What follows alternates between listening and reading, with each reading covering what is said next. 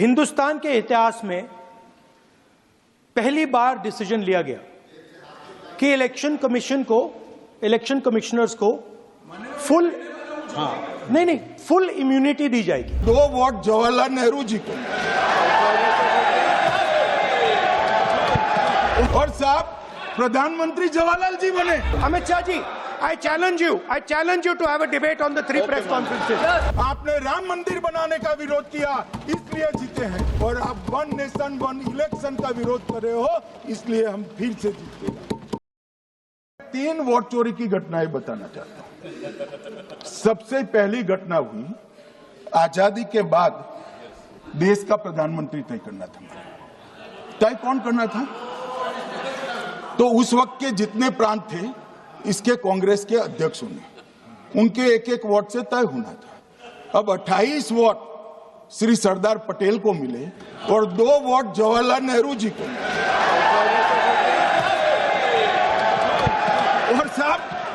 और साहब प्रधानमंत्री जवाहरलाल जी बने। मान्यवर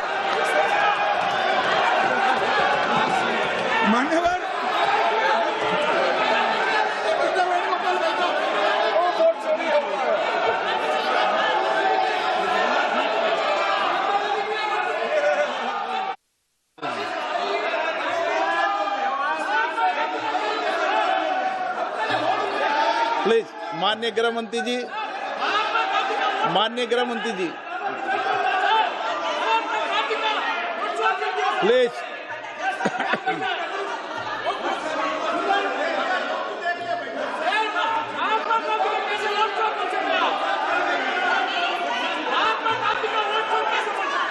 बैठो, बैठिए माने, प्लीज। वोट चोरी से नहीं जीते हैं।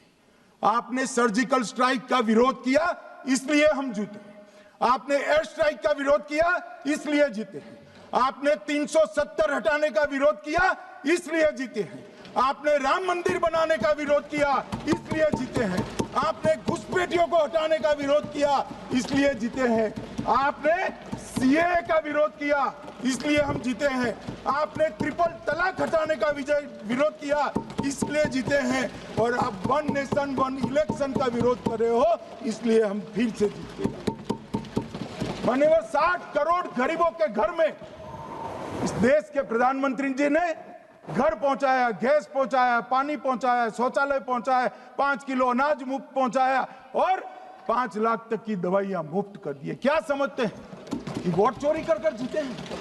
इस देश के इंफ्रास्ट्रक्चर को 40 साल देख लीजिए और हमारे 11 साल देख लीजिए। इंफ्रास्ट्रक्चर को 3 गुना बढ़ाने का काम हमारे प्रधानमंत्री नरेंद्र मोदी, और इसलिए जनता हमें जिताती है। स्पीकर सर, मेरा कल एक सवाल था, जो हिंदुस्तान के इतिहास में पहली बार डिसीजन लिया गया कि इलेक्शन कमिश्नर्स को फुल फुल इम्यूनिटी दी जाएगी। ठीक है, ये है ना, इसका जवाब इसका पीछ में खत्म नहीं किया सर। इसके पीछे जो थिंकिंग थी वो हमें सबसे पहले बताएं। ठीक है। दूसरी बात, नहीं, हरियाणा की जहां इन्होंने बात की, इन्होंने एक उदाहरण लिया, वहां पर अनेक उदाहरण हैं। वो भी आपने दिया था ना, 19 वो भी आपने दिया था, इसलिए वो भी 19 लाख वहां पे फेक लोग, वो उदाहरण आपने दिया था, इसलिए उसका जवाब दिया। और ये भी हमें बता दीजिए, actually let us have a debate on my press conference. Let us go, let us have very good idea, let us have a debate on my press conference. Amit Shah ji, I challenge you to have a debate on the 3 press conferences. Please. ठीक है, बैठ जाए। माननीय, please, आपने बात की थी, please.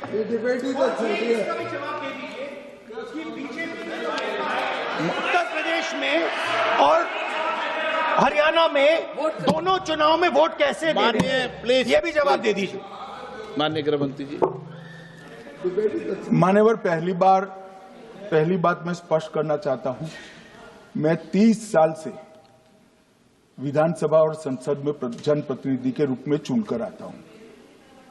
मुझे लंबा अनुभव है संसदीय प्रणाली का। विपक्ष के नेता महोदय कहते हैं कि पहले मेरी बात का आप जवाब दीजिए, मैं सुनना चाहता हूं। आपकी मुंसफी से संसद नहीं चलेगी।